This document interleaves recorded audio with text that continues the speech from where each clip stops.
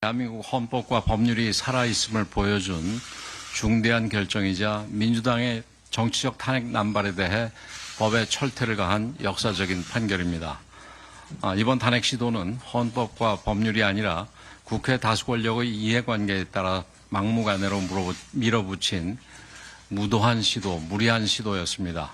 탄핵 소추가 국민이 부여하고 헌법이 보장하는 절차이지만 정치적인 이해관계를 위해 남용되어서는 결코 안 됩니다. 이제라도 정치적 목적에 따른 탄핵 시도를 즉각 중단해야 합니다. 예, 공식 입장은 그 헌재의 결정문을 보고 어떤 취지로 그런 판단을 했는지를 좀 보면서 입장을 좀 정리할 생각이고요. 기각을 예상했다는 의견들도 많으세요, 당내에서도. 기각을 예상하지는 않았고요. 얼마 전에 있었던 그 감사원이 선관위를 상대로 한 감사 행위가 헌법 위반이라는 판단을 하지 않았습니까? 그런 취지를 비춰보면 최재 감사원장의 이 탄핵 심판은 인용 가능성도 저희도 매우 높다고 저희들은 판단을 했던 것이지 기각을 예상했다 그 얘기는 조금 잘못된 얘기인 것 같고요. 네, 최재 감사원장과 검사 3인에 대한 탄핵 기각 결정이 나오자 국민의힘은 민주당 비판에 나섰고 민주당은 말을 아끼고 있습니다. 정치 여담 야담, 오늘은 하민경 국민의힘 대변인, 박성민 전 더불어민주당 최고위원, SBS 박준호 논설위원과 함께 관련 내용 짚어보겠습니다. 세 분 어서 오십시오. 네, 먼저 오늘 최재 감사원장과 검사 3명에 대한 탄핵 기각 결정, 한 줄 평부터 좀 듣고 갈까요? 먼저 하민경 대변인. 사실 정말 너무나 당연한 결정이었다 이렇게 생각이 들고요. 다만 그 결정이 나오는 데까지 다들 이제 기각 결정이 날 것이다라고 생각을 하고 있었을 텐데 이게 재판관 전원의 만장일치 기각 결정이었습니다. 그럼에도 불구하고 이 결정이 날 때까지 100일 가까이 걸렸다. 네. 그 100일 가까이 걸리는 동안 이제 직무가 다 정지가 되어 있는 상황이었잖아요. 그래서 그 직무가 정지되어 있는 부분에 대한 손실은 참 막대하다. 그럼에도 불구하고 민주당은 한마디 사과도 없다. 정말 이 부분은 정말 사죄해야 된다 이런 생각이 들고요. 이렇게 줄탄핵이 계속해서 이제 지금 오늘 나온 게 5, 6, 7, 8번 이제 총 8번째 기각 결정이 난 건데요. 지금 총 29번의 이제 탄핵이 되어 있는 이 상황에서 줄줄이 이제 기각 결정이 나는 이 부분에 대해서 민주당은 잘 생각을 해야 될 것이다. 그럼에도 불구하고 30번째, 31번째 탄핵 카드를 만지고 있는 것에 대해서 참 우려스럽다. 이런 말씀 드리고 싶습니다. 네, 자 민주당 입장에서는 어떻게 보셨습니까? 박성민 전 최고.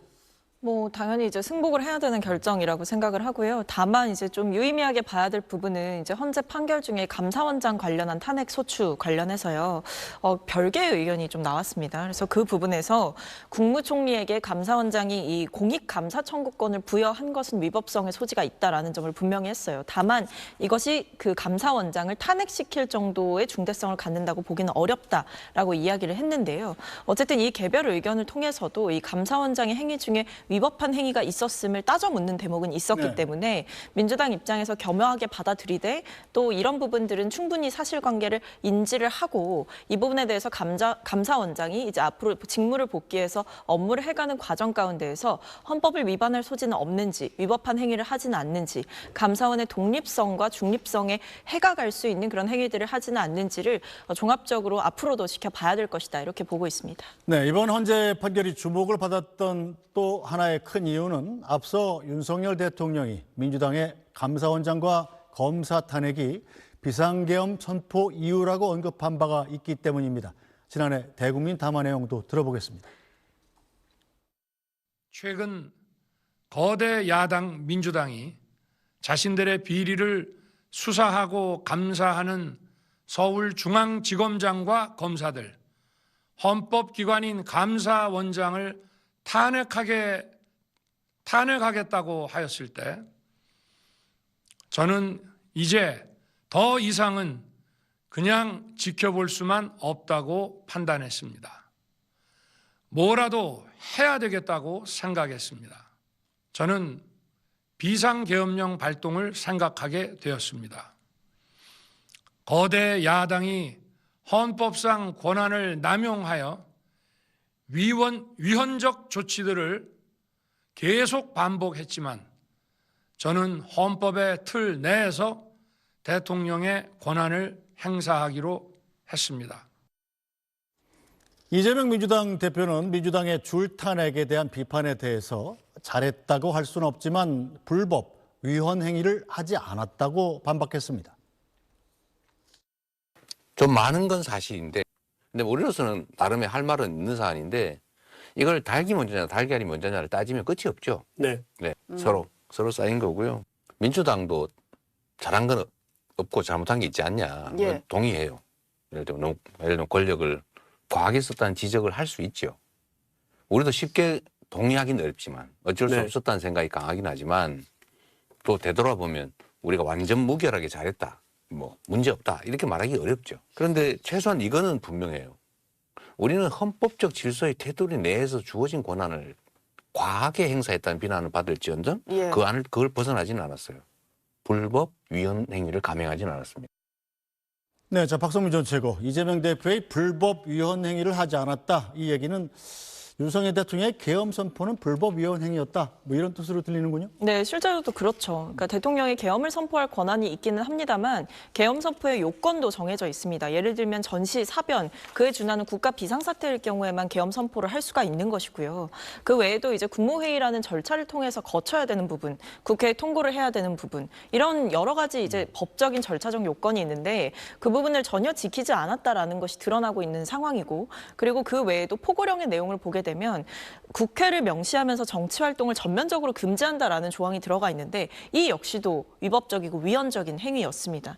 물론 민주당의 어떤 탄핵 소추권을 계속해서 사용하는 이런 것들이 비판을 받을 소지는 있다라고 생각하고 민주당도 충분히 겸허하게 좀 반성하고 성찰할 부분은 있다고도 생각을 합니다만, 그렇다고 해서 이것을 대통령의 비상계엄 선포를 정당화하는 요인으로 쓰기는 어렵다라고 봅니다. 앞에 이재명 대표도 말씀하시는 영상이 있었는데 민주당이 위헌적이고 위법적인 불법적인 행동을 한 것은 아니지 않느냐라고 말씀하셨어요. 저도 전적으로 공감합니다. 국회에는 탄핵 소추를 할 수 있는 권한이 있습니다. 행정부를 견제하기 위해서, 그리고 헌법 수호를 하지 않고 위법적인 행위를 하는 자들에 대해서 경고할 수 있는 권한이기도 한데요.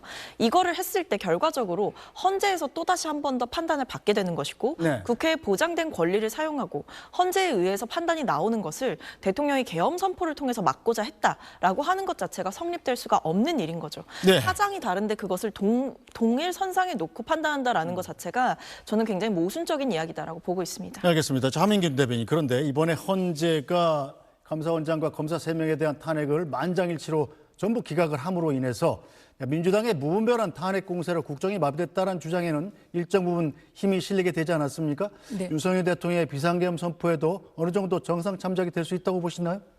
이게 정상 참작이 된다라기보다 이번에 이제 어떻게 보면 줄탄핵에 대한 결과들이 계속 연이어 나오고 있는 상황에 이게 단 한 번도 이 탄핵이 만약에 이유가 있었다라고 한다면 아무리 많은 탄핵을 해도 권한이다 이렇게 생각할 수 있는데 이게 정말 탄핵을 남발하는 거죠. 이게 어떻게 보면 한 번도 정말 성공하지 못한 그런 탄핵이었기 때문에 지금 정치 탄핵이라고 비판을 받고 있는 상황입니다.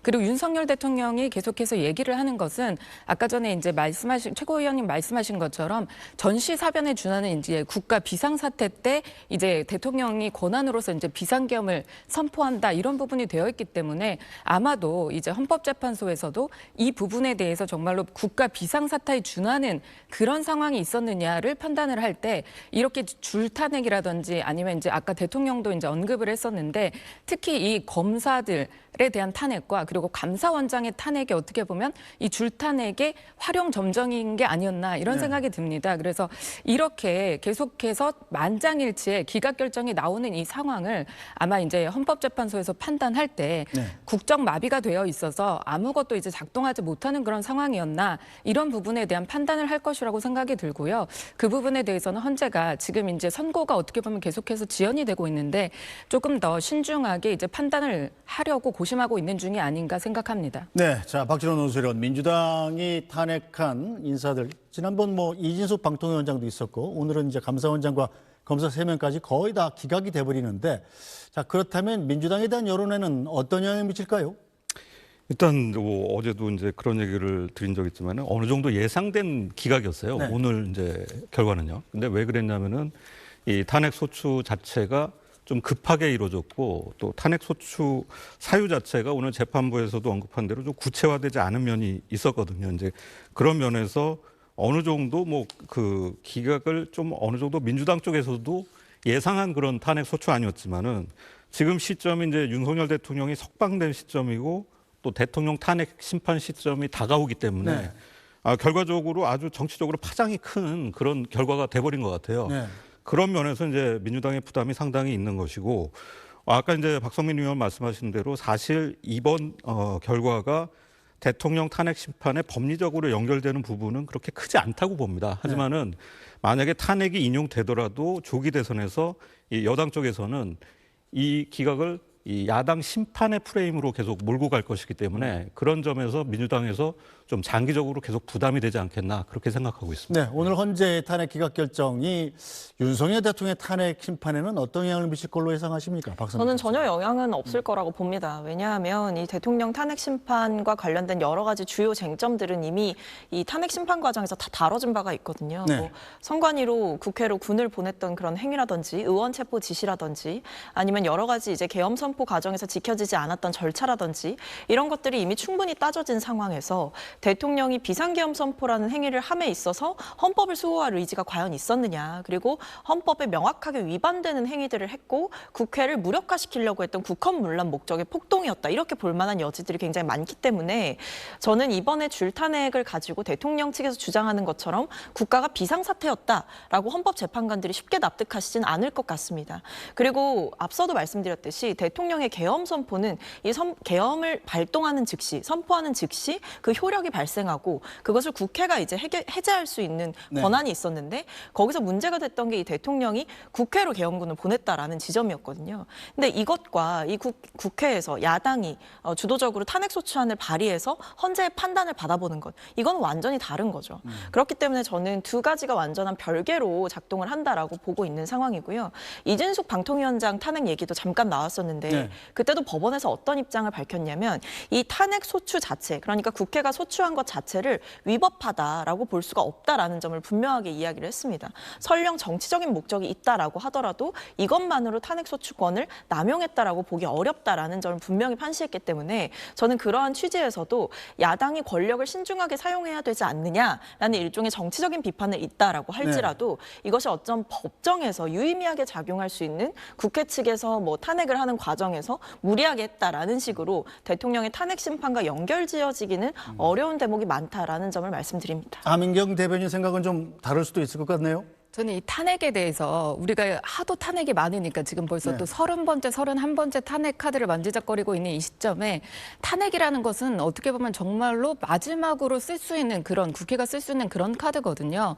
그럼에도 불구하고 하도 많이 탄핵을 하니까 이 탄핵이 정말 가볍게 느껴지는데 아닙니다. 이 탄핵이라는 것은 탄핵을 발동하면 바로 직무가 정지됩니다. 그렇기 때문에 민주당에서 오늘 결정과 같이 뭐 감사원장에 대한 탄핵이라든지 검사들의 탄핵이라든지 다 기각이 될 것을 이제 예상을 하고 있음에도 불구하고 자꾸 탄핵을 하는 이유가 탄핵을 하면 직무 정지를 시킬 수가 있고요. 본인들의 입맛에 맞지 않으면 일단 탄핵. 그래서 직무를 정지시키고 헌법재판소 결정이 날 때까지 이번에도 결정이 거의 100일 만에 났는데요. 아직 한덕수 국무총리에 대한 그 탄핵에 대한 결정은 뭐 150석이냐 200석이냐 이 부분에 대한 판단만 있으면 된다고 하지만 아직도 이제 선고가 예정되어 있지 않는 그런 상황이고요. 정말 그 긴 기간 동안 직무가 정지되는 그런 효과를 가져오기 때문에 그렇기 때문에 민주당에서 이게 거대 야당 그러니까 의석수를 가지고 밀어붙여서 이 탄핵을 하는 것 자체가 많은 이제 일을 해야 되는 사람들이 다 그 자리에 없는 겁니다. 직무를 수행할 수 있는 사람들이 없는 거고요. 이 부분은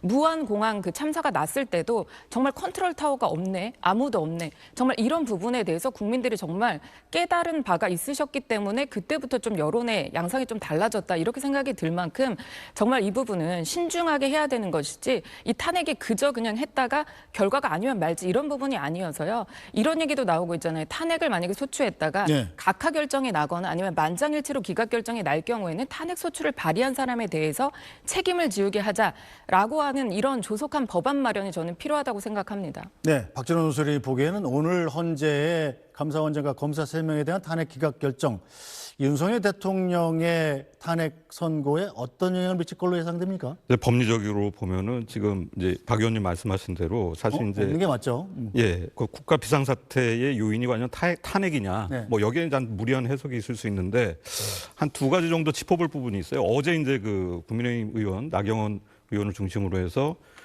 탄원서를 낼 때 내용이 계엄이 헌법 법률 위반에 해당한다고 하더라도 민주당 의회 독재의 심각성을 고려해서 기각을 결정해달라 이런 내용이 있었거든요. 네. 근데 오늘 이제 판결 중에도 아주 작은 내용이었지만은 일단 최재 감사원장의 2건에 대해서는 법률 위반을 인정했는데 여기에 이제 부수적으로 설명 중에 그 중대성 요건이라는 것이 들어갔습니다. 그래서 그 중대한 헌법 법률 위반이 있어야 한다는 중대성 요건을 충족하지는 못했기 때문에 탄핵까지는 하지 않는다 이런 말이 있었거든요. 네. 어떻게 보면 이게 법리적으로 좀 무리한 해석일 수도 있지만 아마 정치적으로 여당 쪽에서는 이 얘기를 윤 대통령 탄핵 심판과 연결해서 상당히 좀 강조하면서 공세를 이어갈 가능성이 좀 있습니다. 네, 자 헌재가 과연 윤석열 대통령 탄핵 어떤 결정을 내릴지 또 언제 결정을 내릴지가 정말 궁금합니다. 가급적 좀 빨리 결정해 주셨으면 좋겠고요. 다음 주제로 넘어가 보겠습니다.